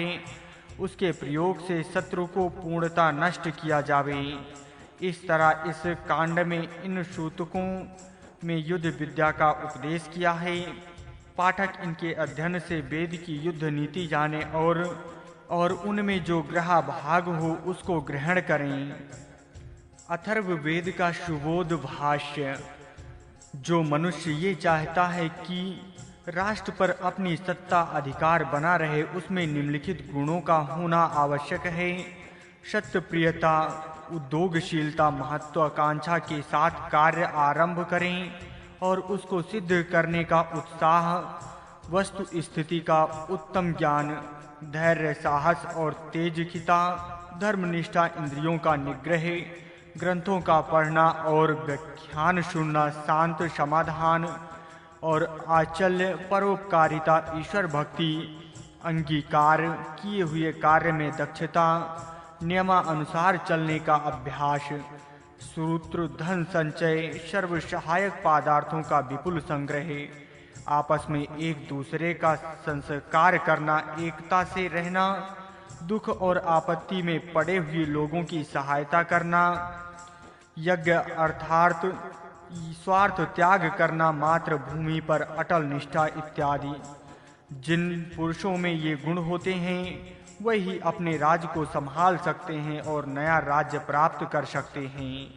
इस पहले मंत्र में राष्ट्र संरक्षक मनुष्य के लिए आवश्यक गुणों का स्पष्ट उल्लेख कर प्रार्थना की गई है कि हे मातृभूमि, हमें पूर्वोक्त संपूर्ण उत्तम गुणों से युक्त हो तेरा संरक्षण करते हैं और सदा ऐसा करने को तैयार हैं। तू अपने आधार से भूत, वर्तमान और भविष्य तीनों कालों के संपूर्ण पदार्थों का उत्तम आकार से पोषण करने में समर्थ है, जबकि हम रात दिन तेरा संरक्षण करते हैं। तू भी हमारी कीर्ति बढ़ाने का कारण हो।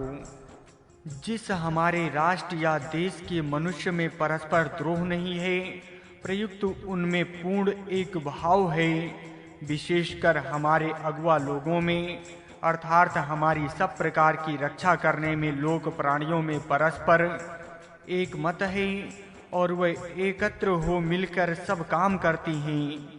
जिस भूमि में उत्तम प्रकार की पुष्टि कारक, रोग विनाशक अनेक औषधियाँ और सब तरह की वनस्पतियाँ पैदा होती हैं, वो हमारी प्रिय मातृभूमि हमारी कीर्ति और यश को दिगांतर में फैलाने के लिए कारणीभूत हो।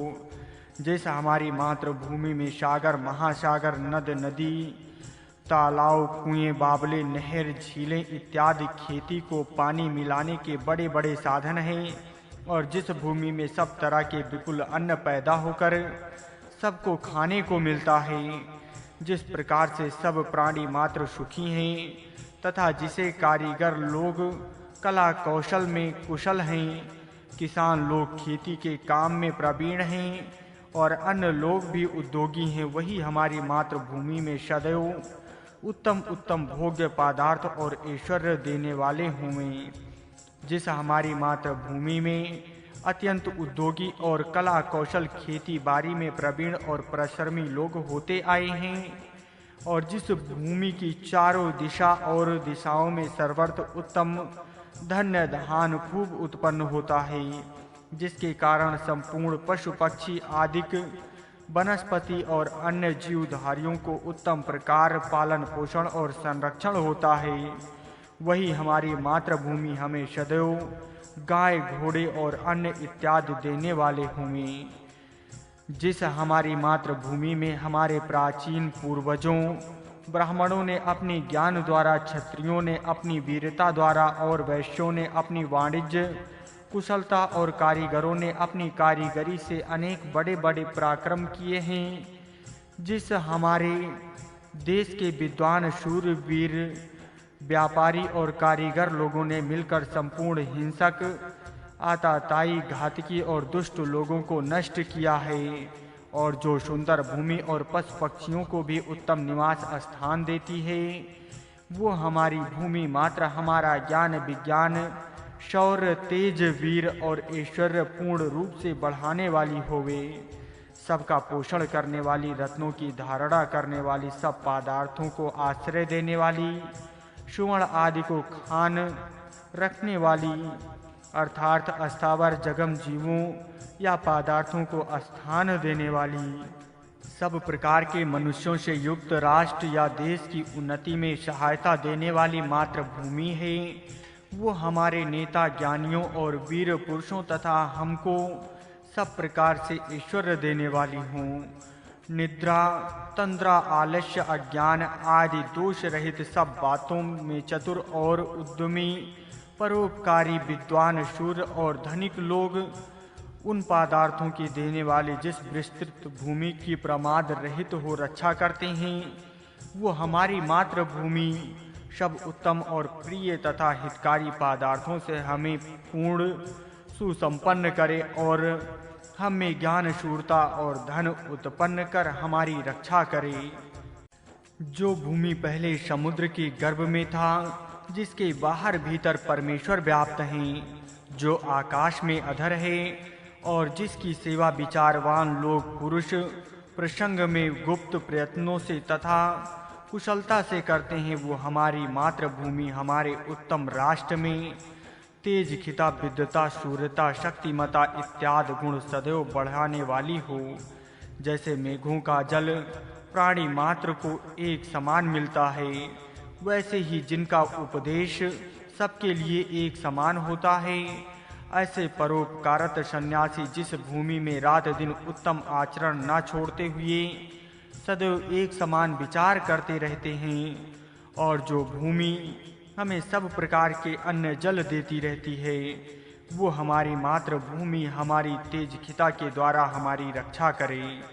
लोगों का पोषण करने वाले और शत्रुओं का हनन करने वाले लोग जिसकी सदैव भलाई किया करते हैं, जिसके लिए पालनकर्ता लोग बड़े बड़े पराक्रम करते हैं और ज्ञानी शूर्य पुरुष जिसे अपना मित्र समझते हैं, वो हमारी भूमि जिस प्रकार माता अपने बच्चे को दूध पिलाती है, उसी प्रकार हमें संपूर्ण उपयोग के पदार्थ देवे। हे मातृभूमि, तुझ पर जो पहाड़ और बर्फ से ढके हुए पर्वत हैं तथा जो छोटे बड़े जंगल हैं, उनमें तेरे शत्रु कभी ना रहें। तू शत्रु रहित होकर सदैव सबका पोषण करने वाले उपजाऊ उत्तम वृक्ष आदि युक्त स्थिर और वीरों द्वारा रक्षित हो। ऐसे सर्व गुण संपन्न तुझ पर हम शत्रुओं द्वारा पराजित न होते हुए तथा मृत्यु अथवा घायल न होते हुए आनंद से रहें और महान पदवी को प्राप्त हों, राष्ट्र अपने अधिकार में रहे। हे मातृभूमि, तेरे भीतर और ऊपर जो जो पदार्थ हैं, उन सब की और तेरी शत्रुओं के हाथ से रक्षा करने के लिए जो विद्वान बलवान और धनवान मनुष्य एकत्र होकर यंत्र करते हैं, उनके उस संग में हमें स्थान दे और हमारी रक्षा कर, क्योंकि तू हमारी माता और हम तेरे पुत्र दुख से छुड़ाने वाले हैं। इस मेघ द्वारा धान्य आदि उत्पन्न होते हैं, इसलिए हम सबका वो पिता है। यथार्थ वो नियमित समय में वर्षा कर हमारी रक्षा करे। जिस भूमि के लोग यज्ञ की वेदी के पास जाकर हवन करने के लिए तैयार रहते हैं, जिस भूमि में लोग सदैव परोपकार और उन्नति के काम करते रहते हैं और जिसमें विशेषकर उन्नति कारक तथा बलो उत्पादक यज्ञ किए जाते हैं, इसी प्रकार उत्साह देने वाले भाषण और उपदेश सदैव किए जाते हैं। हमारे द्वारा उन्नति पाने वाले वो हमारी मातृभूमि हमारे लिए सब प्रकार से उन्नति का कारण हो। हे हमारी मातृभूमि, जो हमसे शब्दों द्वारा द्वेष करते हैं, जो हमारे वैरी सेना ले हम पर चढ़ाई कर हमें जीतना चाहते हैं, जो हमारा नाश करने के लिए बैठे हैं, जो हमें परतंत्र और गुलाम बनाना चाहते हैं, जो मन से हमारा अनिष्ट सोचते रहते हैं, हमारे उन सब शत्रुओं का पूर्ण रूप से सत्यानाश कर।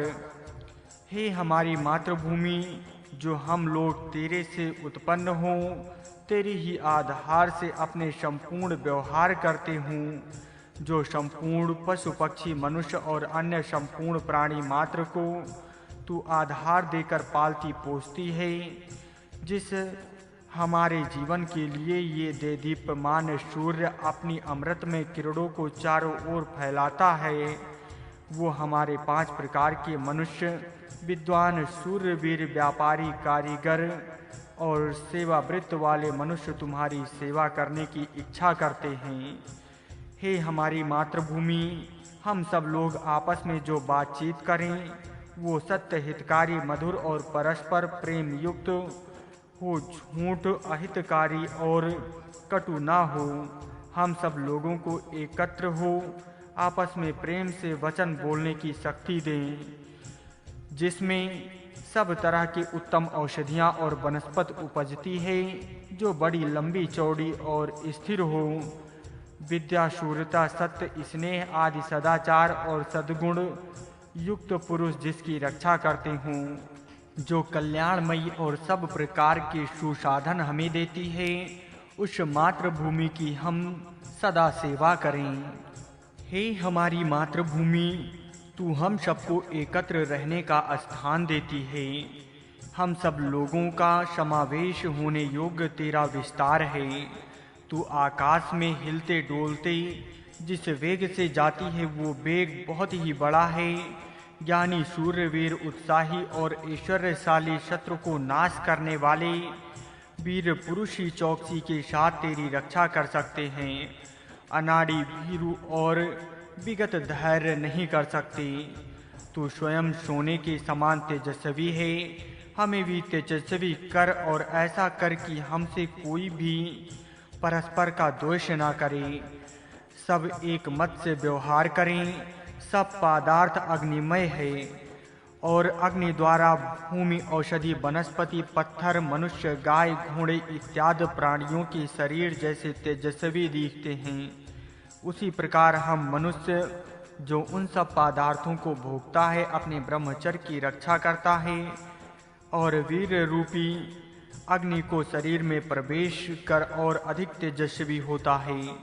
आकाश में चारों ओर अपना प्रकाश फैलाने वाली सूर्य नामक की एक बड़ी भारी अग्नि है, जिससे उत्पन्न हुए द्रव को हवन द्वारा चारों ओर फैलाने के लिए तथा सुख की प्राप्ति और दुख की निवृत्ति के लिए मनुष्य घृत आदि से होम करते हैं। उस अग्नि में हम भी दिन रात हवन करते हैं। जिस हमारी मातृभूमि में चारों ओर अग्नि व्याप्त है और जिस भूमि का वर्ण काला है, वो भूमि हमारे ज्ञान, कीर्ति और यज्ञ को बढ़ाने वाली हो। जिस हमारी भूमि में मनुष्य यज्ञ करते हैं और उसमें उत्तम उत्तम पदार्थों का हवन करके वायु और जल आदि को शुद्ध करते हैं। जिस भूमि में यज्ञों के कारण उत्तम वृष्टि होकर विपुल अन्न उपजता है, जिसको खाकर मनुष्य आनंद से निवास करते हैं, वो मातृभूमि हमको उत्तम प्राण और पूर्ण आयुष्य देने वाली हो। हे मातृभूमि, जो तुम्हारे में उत्तम सुगंधि है, वो औषधि और वनस्पतियों में प्रकट होती है। उसी सुगंध को सूर्य अपनी किरणों से उद्दीपन करते हैं। हमें उस उत्तम सुगंधित से भूषित करो और हमारे बीच कोई आपस में किसी से भी वैर न करे, सब लोग परस्पर मैत्री भाव से रहें। हे मातृभूमि, जो सुगंधित तुम्हारे कमलों में है, सूर्योदय के समय जिसे वायु ले जाती है, उस सुगंधित से हमें सुगंधित करो। हमें कोई किसी से द्वेष न करे, हम में सबका एक दूसरे के साथ स्नेह बढ़े और सब समाज के लिए हितकारी हो।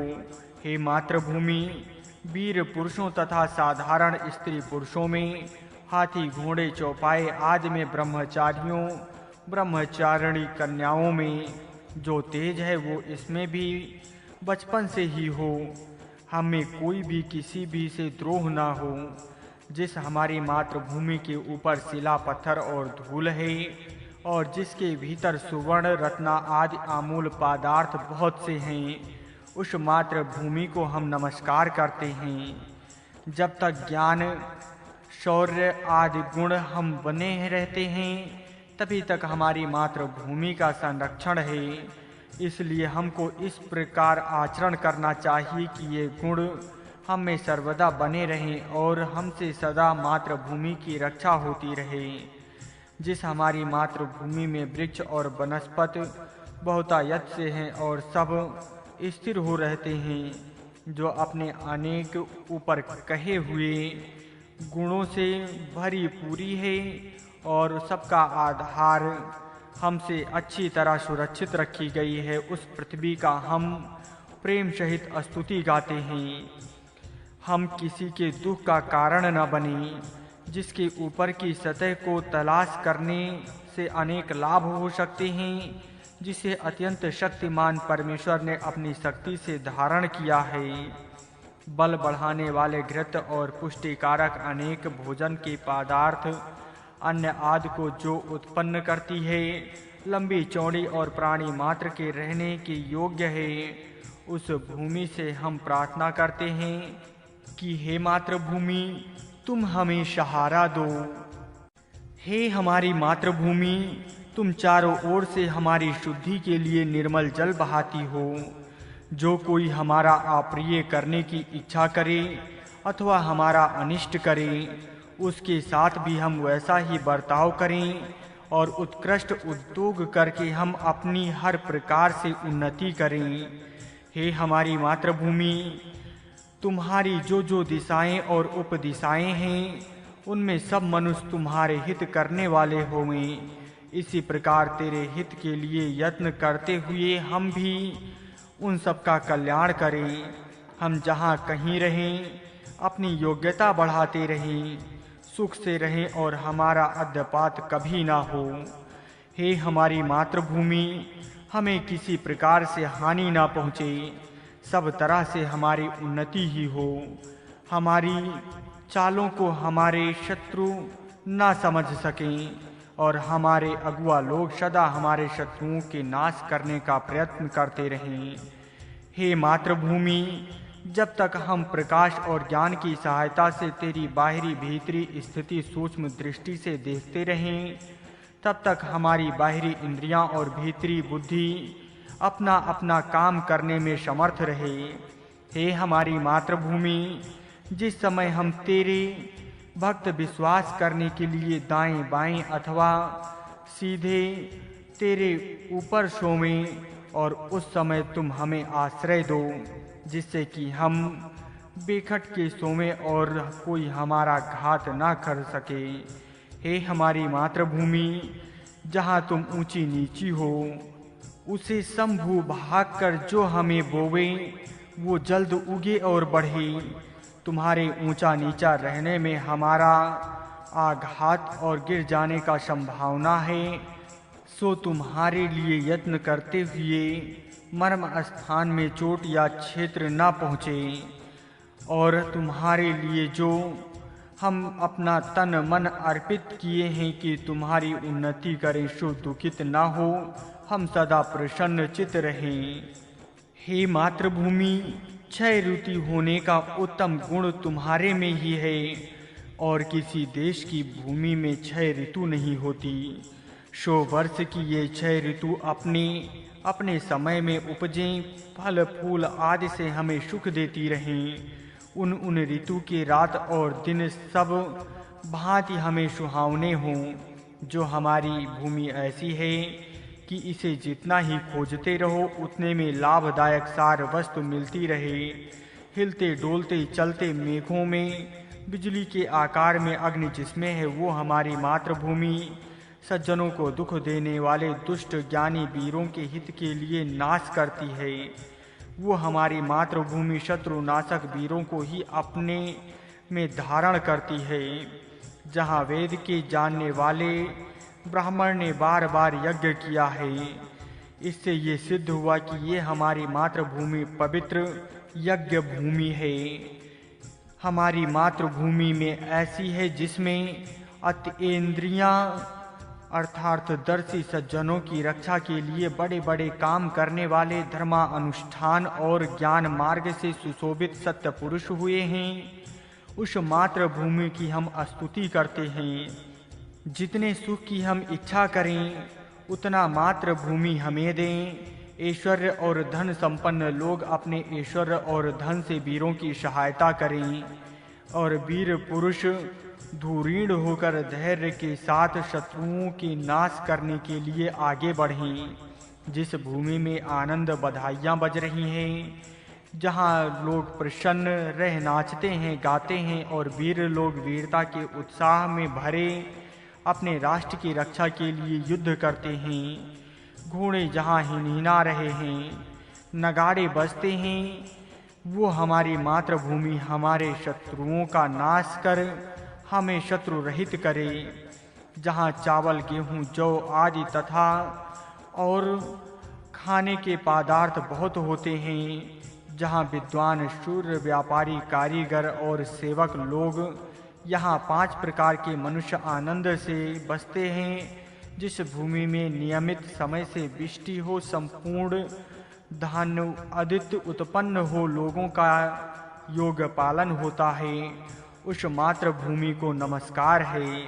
जिस मातृभूमि में देवों द्वारा बनाए अनेक नगर हैं, जिसके प्रत्येक प्रांत में मनुष्य अपने प्रकार के अच्छे अच्छे उद्योगों में सदैव लगे रहते हैं, अर्थात जो घनी बसी है, कोई भाग जिसका सूना और उपजाऊ नहीं है, जहाँ सब तरह के पदार्थ पैदा होते हैं, उस भूमि को प्रजापालक पूर्ण करे, अर्थात वही विद्या का अधिक प्रचार करे, और वो भूमि प्राकृतिक पदार्थों तथा सौंदर्य से सुसंपन्न रहे, जिसमें रहन और सुवर्ण आदि की बहुत सी खाने हैं और जो हमें उत्तम धन रत्न आदि देती है, वो मातृभूमि सदा हमें धन की देने वाली हो।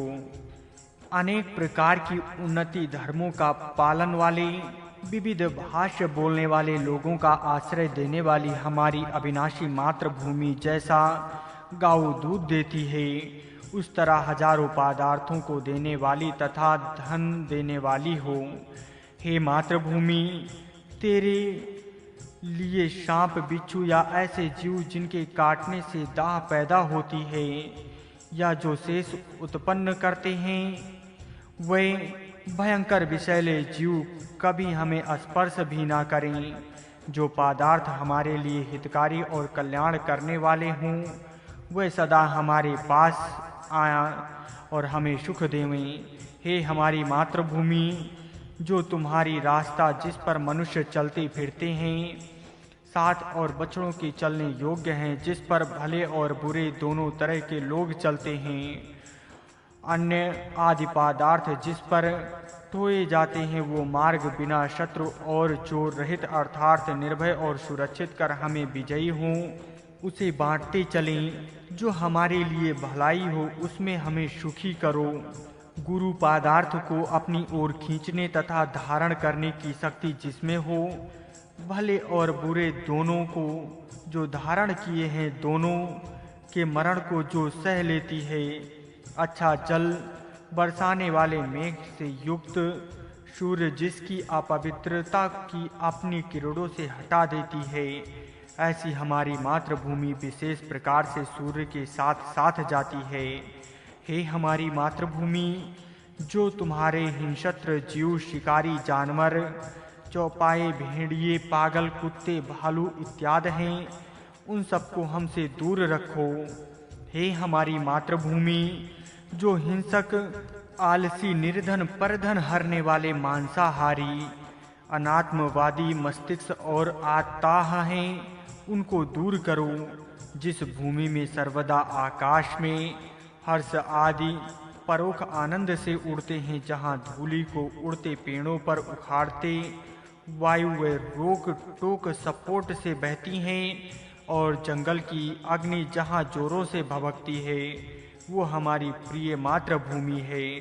जिस भूमि में ठीक प्रमाण पर रात और दिन होते हैं और उनकी सदा एक सी व्यवस्था रहती है, वो हमारी विस्तृत मातृभूमि हमें हितकर स्थान में सुख से रखे। अस्थावर या जगम, चेतन व अचेतन सब पदार्थों की सहायता से हमारी बुद्धि बढ़े और कीर्ति रूप से चारों ओर व्यापक हो। मैं अपनी मातृभूमि के लिए तथा उसके दुख निवारण करने के लिए हर तरह के कष्ट सहने को तैयार हूँ और प्रयत्न से सब शत्रुओं को परास्त करूँगा। एक भी शत्रु को रहने नहीं दूंगा।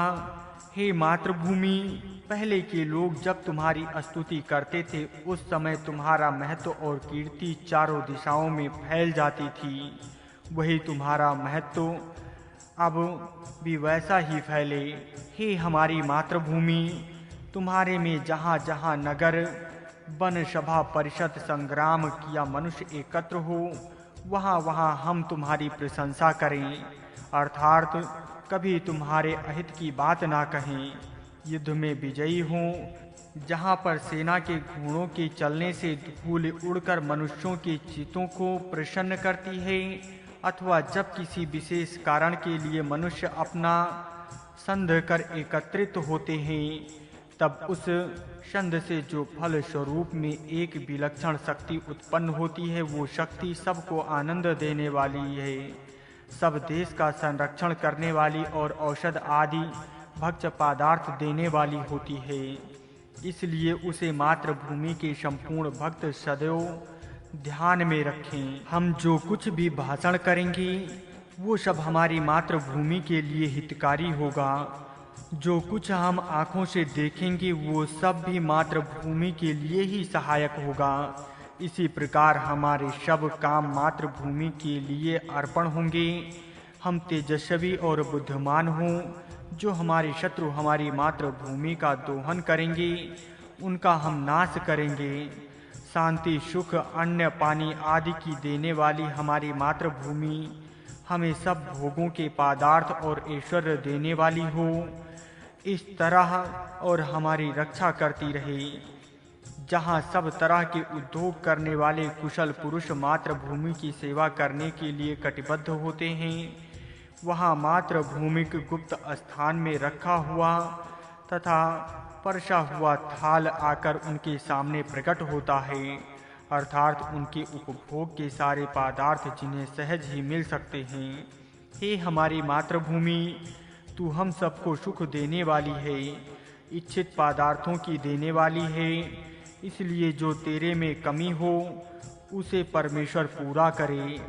हे हमारी मातृभूमि, जो हम लोग तुम्हारे में उत्पन्न हुए हैं वे निरोग, दीर्घ आयु, बुद्धिमान, जागृत, संपन्न रहें और मातृभूमि के हित के लिए अपने निज के स्वार्थ का बलि देने में उघत रहें, सब भांति तुम्हारा हित करने में तत्पर रहें।